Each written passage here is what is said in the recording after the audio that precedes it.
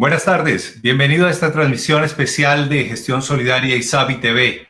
Nuestro invitado del día, el doctor Enrique Valderrama Jaramillo, presidente de la Federación Colombiana, FECOLFIN, Federación Colombiana de Cooperativas con Actividad de Ahorro y Crédito y Financieras. Son más o menos 181 cooperativas de ahorro y crédito, más 6 financieras con actividad financiera y 2 bancos cooperativos que integran a casi 4 millones de colombianos en todo el país. Doctor Valderrama, buenas tardes. Estamos listos. ¿Qué quiere que hablemos? Hablemos de lo que usted ha venido presentando durante estos últimos 30 días en el recorrido nacional que hace FECOLFIN al comienzo de año, donde ustedes han venido analizando la economía nacional. Bueno, Alfredo, Alfredo, es muy importante este ejercicio que está haciendo FECOLFIN y que ha hecho durante los últimos años, porque este ejercicio tiene como base fundamental que las cooperativas entiendan que no solamente deben estar en su actividad interna, sino que también tienen que mirar que hay externalidades que afectan seriamente digamos, el proceso de trabajo permanente de estas entidades. Lo que llaman en el aspecto de las externalidades. Entonces, por ejemplo, uno dice, ¿qué puede afectar el petróleo a una cooperativa? Y el petróleo tiene mucha incidencia en toda la economía. Por una parte, no, si los precios están bajos, Ecopetrol no va a recibir recursos, y si no recibe recursos, obviamente eso se le va a transmitir al presupuesto nacional.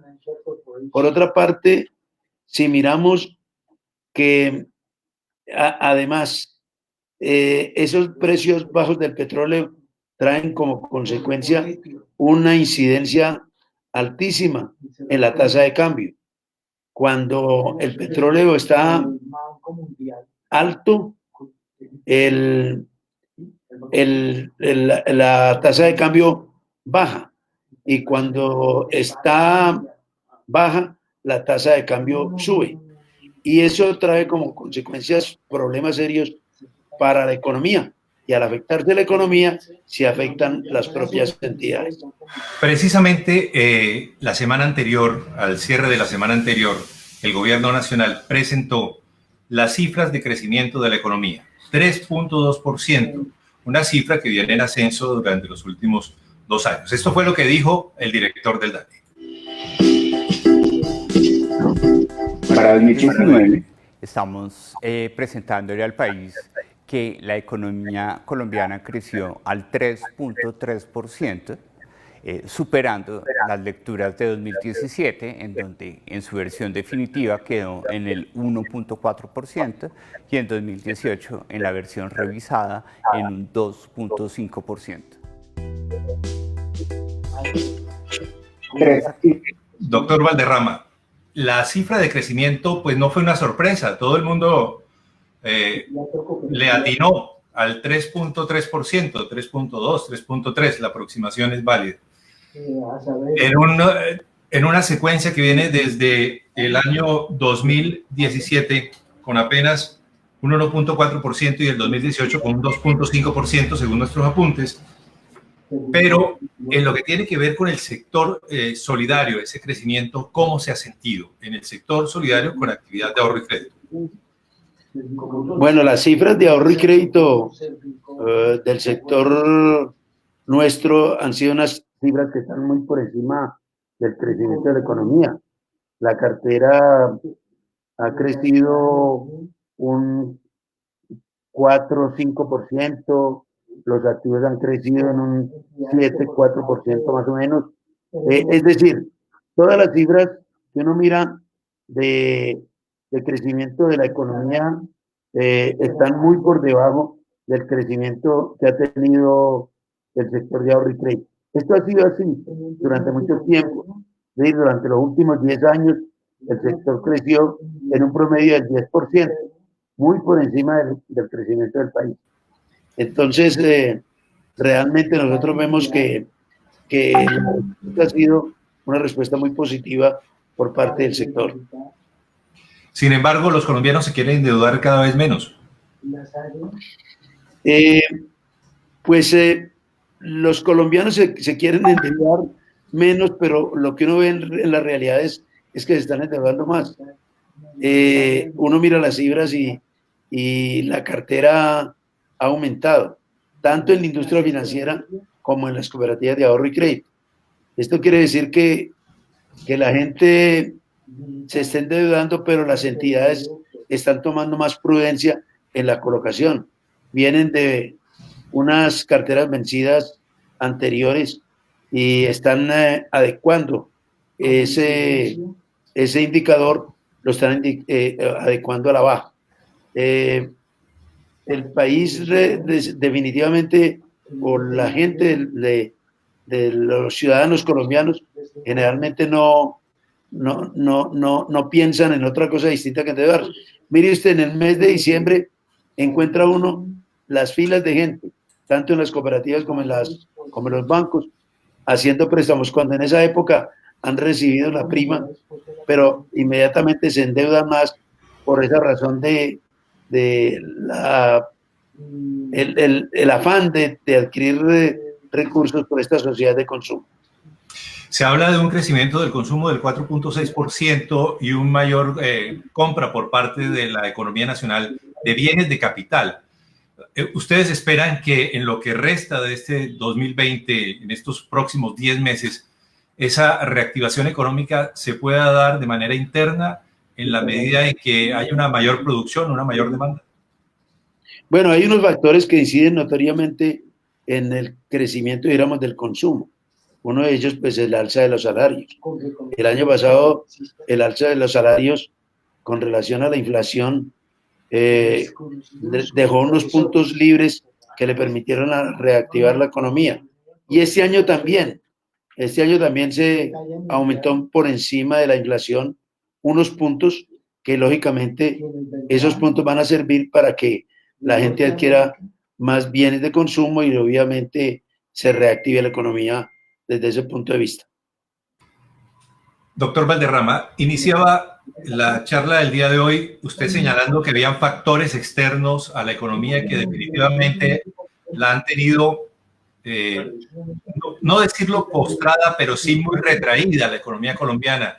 El caso del petróleo, por ejemplo, el barril hoy amanece a $52, un poco más, un poco menos, y no se ha movido de ahí y tampoco se espera que se incremente el precio del barril de petróleo. Pero hay factores internacionales como, por ejemplo, el coronavirus, que ya cobra hoy 1.800 víctimas mortales en China y que tiene más de 80.000 contagios en las últimas horas, según reportes del mismo gobierno chino. Eso ha venido generando una bola de nieve a nivel mundial. ¿Teme usted que un factor como este incida directamente en ese crecimiento económico que se espera? Lógicamente, es que algunos factores mundiales, cuando uno menos piensa, las economías mundiales empiezan a tener problemas.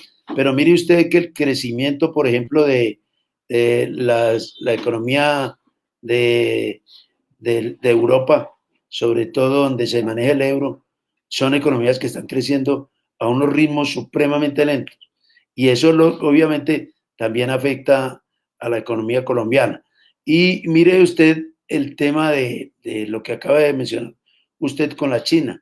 Nosotros estábamos restableciendo unas relaciones con chinas comerciales muy importantes y resulta que se paraliza todo tipo de exportaciones. Hay países que les va a pegar mucho más que los nuestros, como a Chile, por ejemplo, que tiene una gran dependencia. Argentina, que tiene también dependencia en sus productos agrícolas para la exportación. Pero esto afecta necesariamente la economía cuando ocurren cosas. Mira cómo la economía mundial sufrió con la crisis que se presentó con la colocación de esos créditos de vivienda que vendían una cantidad de activos tóxicos, se los vendían a todos los países y mire eso, todo el efecto que tiene. Nosotros logramos superar y logramos que no nos afectara tanto, pero los países europeos están supremamente afectados. La economía colombiana, como todas las economías, dependen de eso. Y más nosotros que somos exportadores de materias primas. Si los países no tienen una actividad económica boyante, pues lógicamente la economía nuestra va a estar en dificultades. Estas son imágenes de las jornadas que ustedes vienen realizando en todo el país y que de alguna manera ayudan a la formación de una gran masa empresarial, de una que moderniza de alguna manera al sector solidario. Ustedes en estas jornadas, sobre estos análisis, ¿qué determinaron? ¿Qué se pudo conocer en las mediciones que ustedes realizaron? Bueno, nosotros tuvimos una conferencia central que tiene que ver con este tema de la economía, este primer tema que es el tema económico. Pero tuvimos además varios conferencistas. Uno de los problemas grandes que está quejando a la industria financiera y sobre todo ahora a las cooperativas tiene que ver con la insolvencia sobre todo la insolvencia personal que está afectando a las carteras de crédito de las cooperativas y de muchas entidades. Hicimos una conferencia bastante interesante para informarle a nuestros asociados las formas en que pueden sopesar un poco este tema. Además hablamos del tema de riesgos y sobre todo el riesgo de liquidez, que la Superintendencia de la Economía Solidaria ya sacó una circular en la cual le dice a las cooperativas que tienen que aplicarla en términos muy cortos. Las cooperativas más pequeñas tendrán hasta el mes de octubre, pero hay muchas que se tienen que adecuar rápidamente a ello. Y sobre todo nosotros estamos diciéndoles que no es necesario que la superintendencia saque estas resoluciones o estos pedidos que hace a las cooperativas, sino que nosotros debemos por naturaleza empezar a trabajar en riesgo.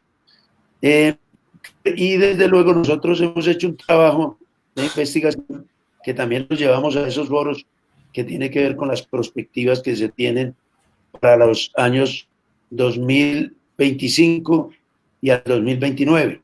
Y ahí estamos haciendo un análisis de la fotografía anterior y la fotografía que podríamos ver en esos años. Antes de ir a ese análisis, porque me imagino que lo que yo le voy a preguntar se va a cruzar y es el tema del desempleo.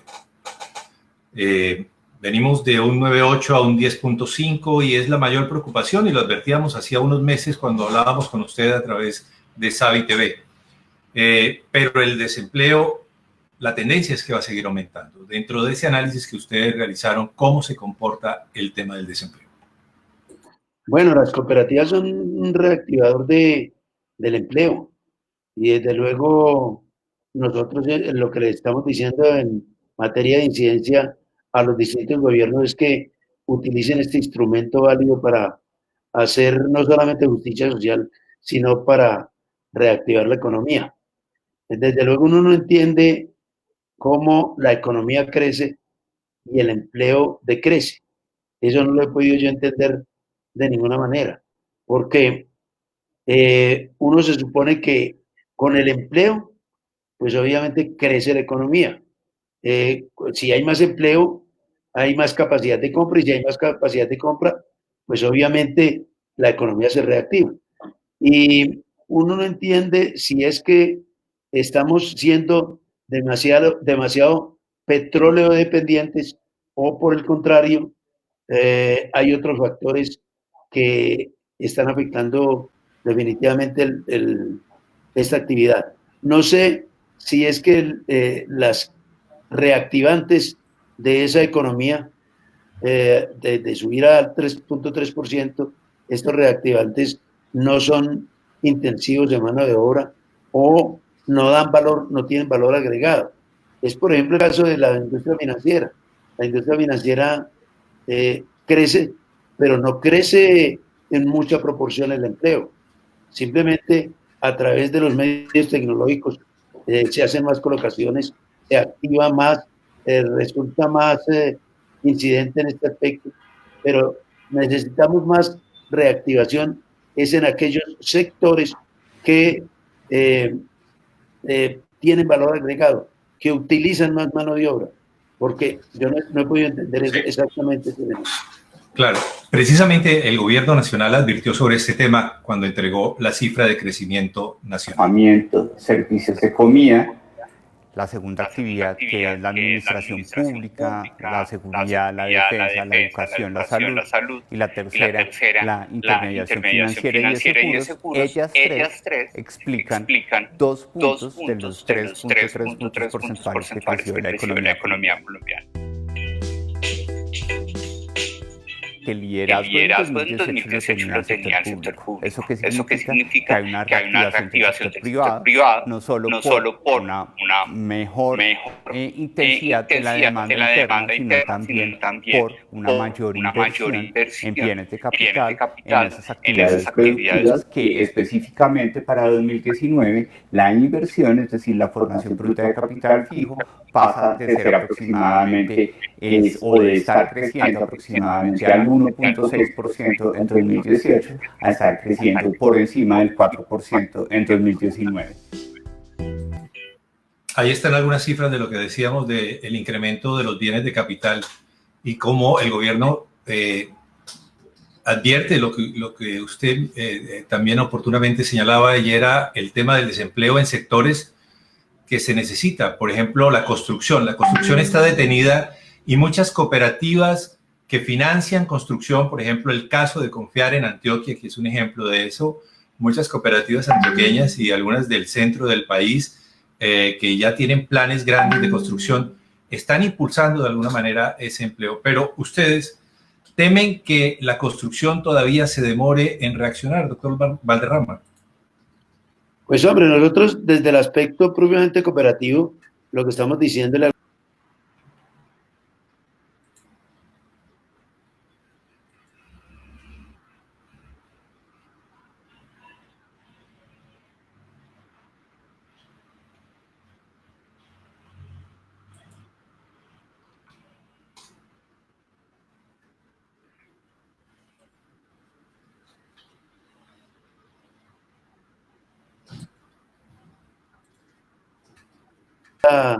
de alto riesgo y por lo tanto no nos permitieron reactivar. Nosotros le estamos diciendo al gobierno, mire, aquí está el sector solidario. Nosotros, las cooperativas de ahorro y crédito, tenemos la capacidad de activar en forma significativa la parte de vivienda en el país.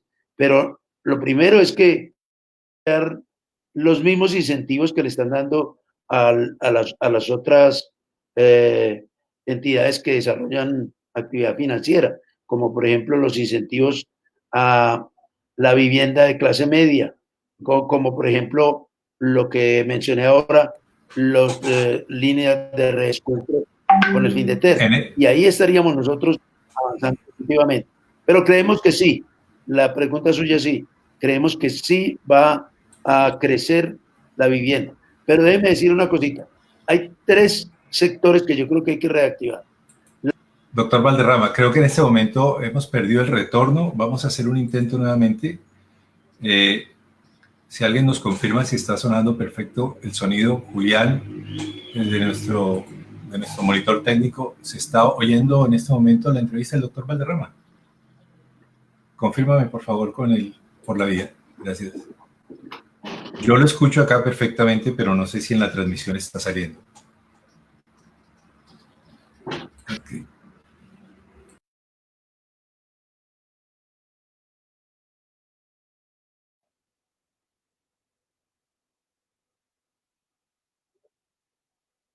Listo, perfecto. Retomamos la entrevista con el doctor Valderrama. Creo que se ha recuperado el audio. Doctor Valderrama, en este momento señalaba usted que el tema del crecimiento y el tema del empleo no necesariamente están ligados, pero no valdría la pena un crecimiento sin corregir la cifra del desempleo. Escuchamos. Sí, efectivamente. Lo ideal de esto es que ese crecimiento se haga también con actividades que generen empleo y que den valor agregado. Tres aspectos fundamentales o tres sectores fundamentales. La agricultura, la industria y efectivamente que tengamos posibilidad de reactivar la vivienda que da mucho empleo no calificado, pero además reactiva la economía en todos los sectores. Entonces sería importante buscar reactivar algunos sectores y en eso las cooperativas estamos al tanto, estamos listos a hacerlo. En vivienda, por ejemplo, repito, si las líneas de descuento de Findeter las reactivan con las cooperativas y el gobierno nos nivela con las otras entidades, permitiéndonos que apliquemos los recursos de incentivo que se le da a la clase media, nosotros estaríamos en condiciones de reactivar buena parte del sector. Recuerde que las cooperativas de ahorro y crédito tienen 4 millones de asociados y muchos de ellos carentes de vivienda. O sea que ahí estaríamos nosotros también apoyando al crecimiento del país con empleo. ¿Qué restricciones hay en este momento para que lo hagan? Las restricciones son que el Findeter, que tenía una línea de redescuento, el Findeter tenía una línea de redescuento. Esa línea de redescuento se le estaba dando a las cooperativas, pero a raíz de un siniestro que tuvo una compañía de financiamiento, la junta directiva atinó o simplemente por pura percepción dijo, si esto le ocurrió a esta entidad, las cooperativas son de alto riesgo y le disminuyó a muchas y le quitó a otras todo lo que es ese crédito. Y bien se sabe que las cooperativas son colocadoras de corto plazo y si ellas hacen colocación de corto plazo, captación de corto plazo, lógicamente esa captación de corto plazo no puede utilizarla para hacer créditos de largo plazo porque se descansa. Y entonces necesita ese recurso y esa posibilidad de hacerlo. Y estamos Findeter, para entender el tema, Findeter apalancaría el crédito de vivienda irrigando ese dinero a través de las cooperativas. Como lo ha hecho en otras oportunidades. Es decir, lo estaba haciendo. Y usted mismo lo mencionó. Confiar, por ejemplo, es un gran actor en materia de vivienda. Y ha crecido fundamentalmente en ese aspecto. Y hay muchas otras cooperativas que lo estaban haciendo, pero eso fue recortado y en muchas suspendido. Entonces no entendemos eso. Queremos estar ahí, actuar y no solamente actuar, sino ayudar al crecimiento del país.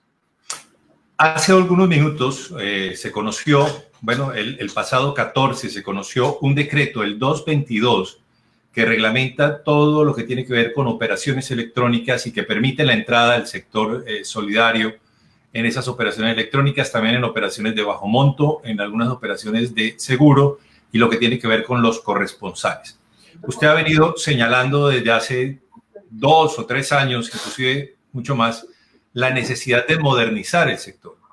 De esta manera se supera la traba que tenían para poder llegar a hacer operaciones, plataformas electrónicas mucho más robustas, atender a la gente directamente desde el celular. Sí, mira, es que nosotros estamos reclamando eso por una razón fundamental. Mientras las entidades que no están vigiladas, como por ejemplo las fintech que han creado y que colocan créditos en cuestiones de 6 minutos, créditos pequeños y medianos, esas entidades lo hacen, nosotros no lo podíamos hacer. Entonces, ¿por qué? Porque las circulares de la superintendencia nos decían que nosotros lo que teníamos que hacer es hacer vinculación, pero presencial. Y entonces así no se podía hacer a través de la vinculación por medio de los celulares. Eso es una práctica que ya se está haciendo en muchos bancos y en muchas otras entidades. Desde luego lo estábamos pidiendo y FECOLFIN lo estaba reclamando y nos parece interesante que nos coloquen en igualdad de condiciones. Bueno, ya por último, ¿para dónde va el sector de ahorro y crédito, las cooperativas financieras y los 2 bancos cooperativos? ¿Cuál es el panorama el de largo plazo y el de corto plazo? Bueno, las cooperativas de ahorro y crédito tienen necesariamente que entender que estamos en otras circunstancias diferentes a las de años anteriores, que este mundo es totalmente distinto, que ya desde que se inventó la nube, todo el mundo está haciendo operaciones a través de los medios digitales en forma acelerada. Las cooperativas tienen que entrar primero en ese aspecto. Lo segundo es que sus portafolios tienen que variar. La comodidad de estar en consumo y a través de libranzas tienen que irla revaluando. Tienen que ir pensando en que el portafolio debe ser muy combinado. Ya deben ingresar más hacia la tarea, por ejemplo, agropecuaria, más hacia la tarea de vivienda que a las tareas que están haciendo. Porque los bancos están compitiendo y les están quitando los clientes. Entonces tienen que pensar ya en otro aspecto totalmente distinto. Y es diversificar su portafolio para mostrarle a la gente que tienen un portafolio de muchas actividades, porque están enfocados en un nicho de mercado que es demasiado competitivo. En la búsqueda de la seguridad, ¿las cooperativas se están quedando sin clientes, sin asociados? No, las cooperativas están avanzando en cuanto a asociados se refiere. Siempre han crecido en cuanto a asociados. Nos gustaría a nosotros como Colvin que crecieran mucho más, pero necesitamos estos instrumentos que estamos diciendo para poder llegar allá. Doctor Valderrama, muchas gracias. Gracias a usted, Alfredo, por la invitación y a sus colegas de SAD. Muy bien, es el doctor Enrique Valderrama Jaramillo, presidente de FECOLFIN, la Federación Colombiana de Cooperativas de Ahorro y Crédito y Financieras, invitado hoy aquí a Gestión Solidaria.